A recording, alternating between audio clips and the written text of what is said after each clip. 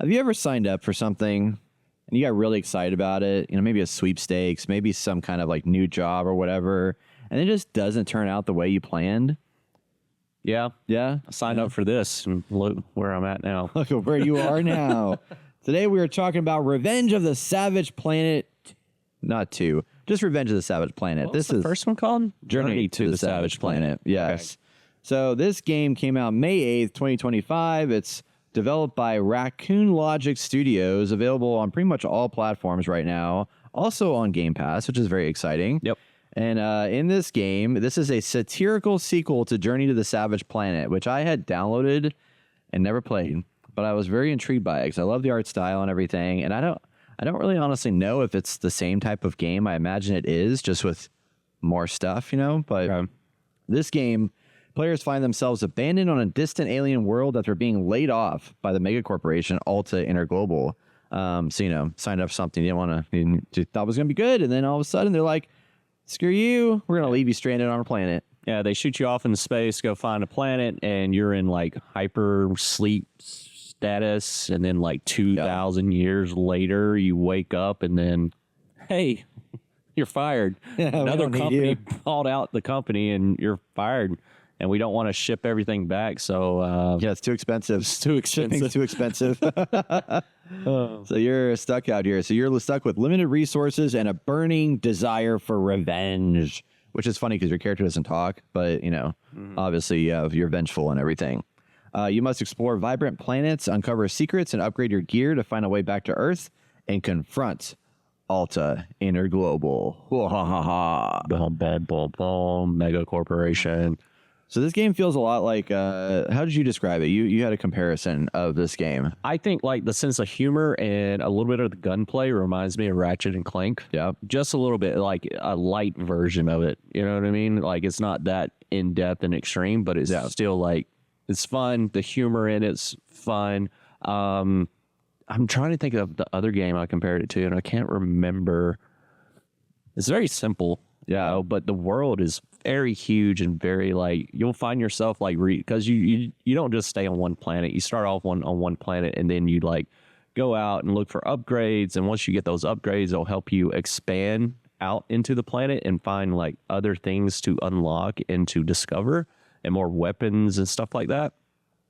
Super fun. But yeah, I think the closest I can get to No Man's Sky. Boom. That's what it was. Yeah. Ratchet and Clank meets No Man's Sky. That's what it was. Because you're doing like a lot of scanning and investigating and collecting resources and stuff, but it's not as in depth as No Man's Sky was. Well, still is to this day. Right. But yeah, it definitely does have that feel, especially just that initial gameplay mechanic. Yes. Yeah. It's a beautiful game. It's a really nice looking game. I was impressed by the visuals. It's got a nice, like, I wouldn't say it's cartoony, but it's goofy. I mean, it's goofy and stuff like that, but it's very dense and detailed, which I appreciated. So it's like, you know, you're running around, like the first planet you go on is this very lush, jungly, you know, beachside coastal, you know, region or whatever. So you have water, you have all the big trees, you have all these different like rock formations. There's a part where you go into an area where it's kind of like swampy and like all full of like gas and stuff. And there's an area where there's like a bunch of really, really tall trees. And the game definitely lends itself to a lot of exploration, a lot of platforming, combat that is, I don't know, how you feel about combat? Combat's not bad. I mean, like you have one gun that like does damage and you'll unlock upgrades to that gun to like because it's unlimited ammo. You don't have to find ammo for the gun, but there's like a recharge meter, so the gun has to cool down. I don't know if you guys are familiar with that gameplay mechanic where I'm trying to compare it to another game, but like you have a little bar, you see you're shooting your bullets, it goes up and then it boom, and then it has to like, well, visually people can't see me, but like it has to like cool down, and then you can use it again, and eventually you can upgrade the gun where that cooldown is a lot slower, or you can do a fast reload cooldown, or if you time it right on that little white marker. Yeah, a lot of games do that. I'm trying to remember. Star Wars Battlefront 2 or 3 that I'm most recently playing has that mechanic for the blaster. And I remember you said you don't like that mechanic. How do you feel about it now?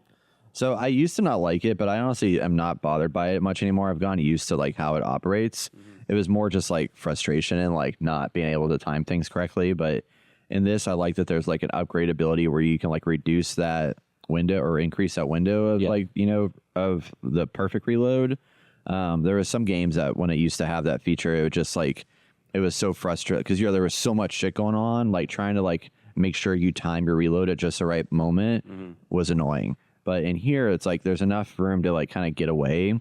I do think on the combat side, there is like, there's some parts where if I was playing this game like totally solo, I'd be like pretty like losing my shit in some of these moments. Because there's some parts where they come at you pretty hardcore. Yeah, and that's you get where, overwhelmed. That's where the upgrading and all, because like Brett said, you get overwhelmed, you get like surrounded by all these like little creatures, and that's basically what they are. They're just creatures that you're doing research on, and they get pissed off when you fuck with them or if you get into their area, so they'll start swarming you and stuff. But that's where like the upgrade mechanics of the dodge, your jetpack comes into play, paying attention to your surroundings, because a lot of the creatures, once they explode, will either explode in this goo type thing that'll slip you up a little bit and it's funny to watch, or the creature that I hate is that little piranha fish thing. Once you kill it, flame, it lays its fire, blood lava. is fire. So once you step over, you do damage. So it's a very fast pace in those moments, but a lot of the upgrade mechanics will help you through it, and as long as you understand it. And then switching it up between, because some enemies you have to do damage with a melee attack with your whip in order to break down their defenses, or you can just charge up your gun and shoot them. Right. Yeah, I do love the upgrade system. I think that's one of my favorite features of this game because I feel like it gives a nice like reward to like you go and explore and do a bunch of shit and you come back and you get something of tangible value or several things that you can then use to upgrade that give you noticeable differences to your character's play style. So like one thing that was really frustrating me, not frustrating, but like whenever you are trying to scan stuff, like it's got a checklist kind of checkbox system in the game where you have a region and it tells you how much stuff is in that region. So it's like, I remember Saints Row, the most recent Saints Row had that where it's like, okay, in this region you have 5 of these items, 6 of these items, 10 of these items or whatever. So it's like me like seeing that, it's like, okay, I'm not completing this area yet, so I want to find all the shit. Yeah. So one of the things you have to do is you have to scan things in the world. You use on PC, use tab. I don't know what it is on controller. It's down on the D-pad. Down on the D-pad, yeah. So you'll scan around the area and it puts up this like black and white view, but the view is limited of how far you can see at the beginning, but that can be upgraded over time where you can see farther and farther, and you get a zoom that you can use to even see further beyond that. So it makes it a lot easier as you progress to like scan and find objects in the world. Plus, like you said, well, scanning these objects as well, like if you get stuck on a boss or something like that, you scan them and it'll let you know, hey, his weakness is this or that, and it'll show weak points on it as well. So there's an advantage, not just a check off box list type thing, which I don't like doing with this game because I don't like scanning everything, but it does help out to advance the progression on like fighting enemies, finding new resources and stuff like that. Yeah. And they also have the survey tool that you can press that just like scans the area in your immediate vicinity. And I really like that because eventually you can upgrade that more and more. But basically what it does is it tells you if there's any like, there's these things like eggs and there's these spool things and then there's just resources. And when you survey that, it shows you in your like worldview map, like, or your world where these things are within a 100-meter radius. So you can just like, without even scanning or pulling up your map, you can just run around and press survey and it'll just like scan and be like, oh, there's an egg like 60 meters above you or whatever it is. You got to figure out how to get to it. Yeah, now you got to figure out how to find it. But those features in there make it really nice to like kind of take away some of the frustration of like searching and trying to find these like hidden things all over the place, where it then just becomes like, okay, now how do I get to this? You know, I really appreciate that quite a bit. So it does have, I did confirm here, it does have 4 planets. So there is the planet you start on is called Stellaris Prime, and it's this like jungly, you know, lush environment. And then there's a planet called Zephyr that's kind of like a desert planet.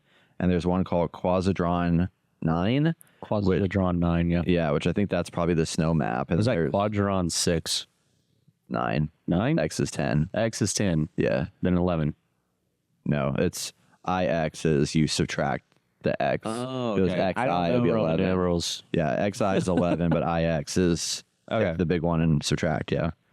Yeah, I learned that because I was always like, I don't understand how the Super Bowl numbers work, so I looked it up one day and like tried to figure it out, and then I figured out how it operated. I was like, okay, I kind of get it now. Okay. Yeah. It's very weird. And then another one that's like, I think like a lava planet or something like that we haven't been to yet. So we've done 2 of the planets and explored them pretty extensively. Yep. But the differences between them are pretty significant. Like, you know, you go into this like desert planet and there's like a whole new array of species you can encounter and scan and capture to research. We didn't even talk about that. Yeah, you can like capture these guys. You eventually get to the point where you unlock an ability to capture, where you can like go up to them and you have to stun them, and then you can use your rope, your whip, to like grab them and try and pull them in, kind of like a Pokemon situation where you capture the Pokemon and then you send them up in your rift, and then you can research them, and then it helps you unlock new upgrades, which is pretty cool. Yeah. So capture all them species. Yep. Yeah. The gadgets and stuff are pretty cool so far. Like there's definitely, I mean, beyond the gun, it's like you had that water gun. Yeah, you have the power hose, which Brett and I just got to a point where it has unlimited water, but it has the same like reload thing. But you eventually, with that power hose, you can like suck up other fluids. All materials, yeah. Yeah, so you can do like lava, you can do like this goo that electrifies, you can do, I think, acid. Yeah. And then the next one, the whip, which is like a melee weapon type thing and helps you capture these creatures with, Right. or stun them or do whatever. And then the jetpack, which is fun because you can like do like a ground slam, which we haven't unlocked yet. Yeah. And you can like jump up in high places, but it's like a limited height. It's just like almost like a double jump, Yeah. I'd say.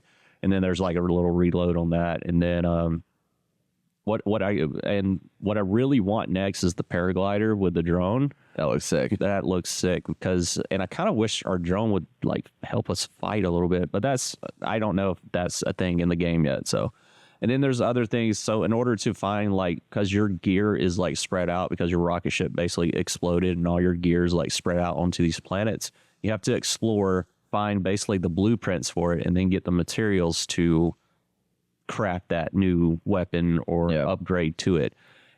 It seems like a lot, but if you just progress through the game and just uncover areas, you'll just find it and you're like, oh shit, I found this, you know? Or you just look on your journal and then it'll show you like a general location with a magnifying glass on the map saying, oh, investigate this area, and then you'll find it. So yeah. I think one of the best features about this game, I mean, beyond some of the, you know, things we've been talking about already, but what is new to this game from Journey to the Savage Planet is this is co-op. Obviously, we've been talking about how we play together. There is a full co-op feature to this, and the co-op is not like the most advanced like thing in the world, but it is cross-play supported, so we can play across platforms, and it does have the ability to do even local split-screen co-op. Yep. So you can do both of those with up to one other person. Mm-hmm. So it makes it way better to run around and explore this place. And what's even nice is that, I mean, it's a seamless open world, so we can be on opposite sides of the map doing different tasks and achieving those tasks for collectively for the group in that story, you know, save that we're working on, which is really helpful. Mm-hmm. I think for like people that have like, this is a very family friendly game for those that have like kids or whatever, and you're like, hey, I want something to play with my kid, build some, you know, do some bonding time or whatever. It's challenging in the fact that it's not going to be like, you know, it's not like for like a, you know, 10 and below kind of person that's only going to find enjoyment from this. Even if like you have a teenager or even like a college kid or even like a grown ass adult, you know, it's like you guys can sit there and play together, and it's like there's enough adult humor and like adult like ideas in here that like it's approachable. But then from a kid's perspective, I feel like they'd have a blast and just love like the art style and all that stuff. But like that corporate satire thing with like the story that they threw in here is really interesting. And like, I didn't have to do that in here, but I love the personality that it adds to the game. Mm-hmm. I think it's really nice. It almost reminds me of, if you guys have kids or whatever, if you ever watched Amazing World of Gumball, it's like a very kid friendly show, but it's very like, there's some like not crude adult humor, but there's adult humor only adults would get, and kids will still get a laugh out of it. It's almost like that, and it's goofy. I've never heard of that in my life. Dude, I love Gumball. They're coming back. Really? I'm so fucking happy. Oh my God. I fucking love Gumball. That's crazy. I'll have to check that out. Go ahead. One thing, like, before we get even deeper into this, since we're talking about like the story and stuff. One thing I don't like about this game is the customization of your base. I kind of wish you can customize the outside of it, Yeah. not just the inside. I was about to talk about that. Yeah. Okay, That's good. Yeah. No, I agree. I mean, keep going. Yeah, so like you'll find these like I guess did they call them coupons? You'll find these like coupon things, there's paper money or whatever. Since I little boxes around. And the only thing you can do with it is buy things for the inside of your like giant RV camper, which is your spaceship, I guess. And you can design your like living space, which you can interact with some of the items in there, but you can't really do much on the outside because you'll unlock new buildings and stuff like that for your creature habitats and your what's that thing called? Your fucking launcher that'll launch you out in space and gun, a super gun. But you can't really customize the outside of it. And I thought there was going to be more Alta bucks. I thought there was going to be more customization on the outside of it, and it was going to be more like No Man's Sky in that aspect. And that's what concerned me at first, because I was like, I really don't want to do all that. Yeah. But it automatically does it for me. So I'm like, okay, I'm cool with it. But now I kind of want to do it because they've. Are you saying you want Assassin's Creed Shadows right here? I kind of want Assassin's Creed Shadows fucking customization now, because the game, like with everything else that the game does with this, is just phenomenal with their upgrade system, with their gameplay mechanics. I was just like, I kind of want to see a little bit more in depth with stuff like that, you know, even with the creatures you capture. I kind of wish you can bring it along and it'll assist you as well. You know what I mean? I like Power World.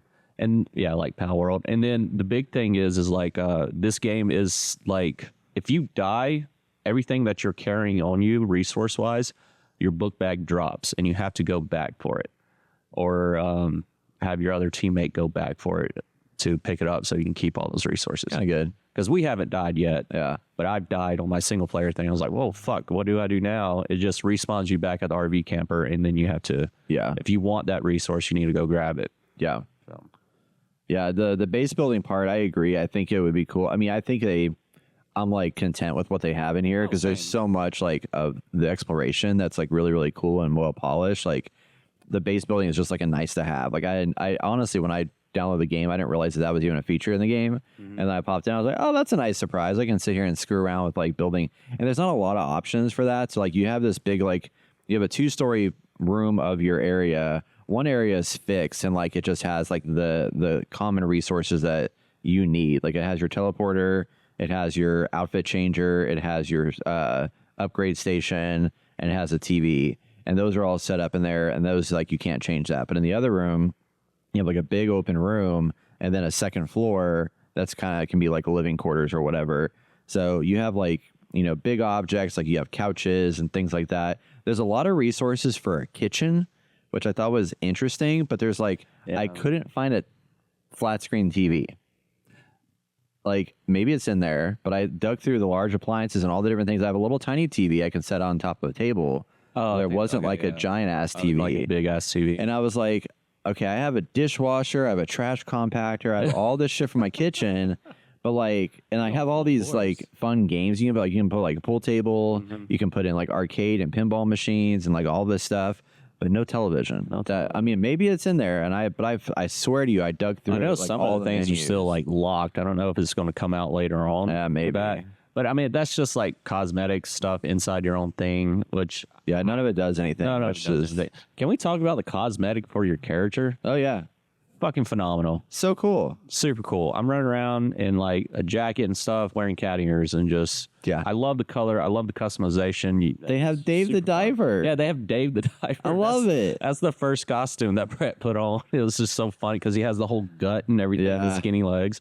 It was good. Well, that it makes it really, because like the animation of your character is so good in here. It's like intentionally silly. So you're like running around and your character is just like moving his legs front and back, like very exaggerated. And then whenever you run over something that's like slippery, like the goo or whatever, you start slipping and sliding like in the most eccentric or exaggerated way possible.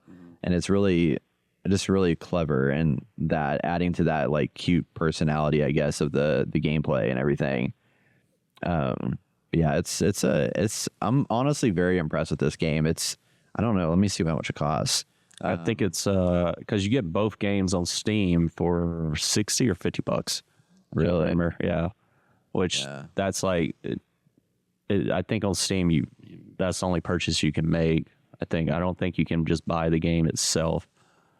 'Cause I think, Oh, that's weird. Yeah, you're right. yeah, which I found, I mean, that's cool. I mean, like $60 for 2 games and plus DLC, I think for, Correction. What? It's $37.99. oh, $37.99. 100% worth it. Hell, it's worth the $60 for how much time I put into it so far. Because I'm kind of like a completionist. I just kind of like staying on one planet and trying to find everything unless I can't like 100% get to it. So even then, I kind of break the game by just platforming everywhere, which is fairly easy. So Yeah. There's some people that are saying the game is too easy. uh, But I'm like, whatever. Y'all be tripping. We're casual gamers here. yeah, it's a fun game. I mean, I put a lot of time into it so far. So Oh, wait. The first one. Oh, I didn't realize this. I thought, wait, hang on a minute. The first one is, ooh, interesting. I think the first one's first person. I think it is. Oh, you can play it with a friend on the other one too. I didn't realize that. Okay. So in the first one, it looks like, yeah, you still explore and catalog fauna. There is an upgrade system, bonus mysteries. Yeah, it seems this, I guess it's very similar, Good. but it's in first person instead of third person, which is interesting. I like third person. Yeah, I do too. Yeah. Any other things you want to talk about the game? No, I think I'm content. I want to play it some more. I put 20 hours into it so far, but that's just me playing on my single player, playing with my girlfriend, and then playing with Brett. Yeah. So I haven't gotten far, I think, just to that second planet. So, I mean, first impressions is great. You know, I'm fucking enjoying it. It's very relaxing. It's not too stressful. It can get a little difficult, but not like extreme difficult. Yeah. So like Ratchet and Clank would be. Right. So Yeah, it's very, very much kind of I mean, I think there's people that I've heard people say like, what's a good podcast game? Like if you were, this is kind of like, Skip Rent By when they were doing like, what's a good like, folding laundry whole show, right? This is a good podcast game where you can like put on a podcast because there's not like there's music in this game, but it's not really like that important. But you can like put on something in the background, just like listen to it and then play this game and just like kind of veg out for a little while, and do some I mean, like the combat can be a little crazy, but otherwise you're just running around exploring and stuff like that. It's pretty easy, straightforward, and just rewarding and satisfying for all the shit you unlock and uncover. So yeah, Revenge of the Savage Planet out. You want to call it 2. Revenge of the Savage. I know, same. 2. I wonder. Let me see if they've done anything else. What would they call Raccoon? Something? I've seen that game, that publisher. Is it a publisher? Oh, they're developer and publisher. Developer. Yeah. I've seen that name somewhere. Logic. Oh, they have a DLC for the first one called Hot Garbage. Yeah, I saw that. So I guess they'll probably bring DLC out for this one too. This is all they have, actually. This is all they've done. Oh, I mean, it's beautiful. Yeah. They were founded in 2021 in Quebec, Canada. So they're Canadian, and most of them previously worked at a company called Typhoon Studios that got acquired by Google at the end of 2019 and merged into Stadia Games, only to be shut down a year later after a global pandemic. Damn. Jesus. So good on them that they're able to produce some stuff and actually get some, finally, find their footing and put some stuff out there that people are enjoying and stuff like that. So pretty cool. Revenge of the Savage Planet. Actually, it's kind of funny, though, Alta. That must be in relationship to their own personal experience. That's what I think, dude. That's crazy. Out now. Xbox Game Pass. Yeah, and PlayStation. And PlayStation.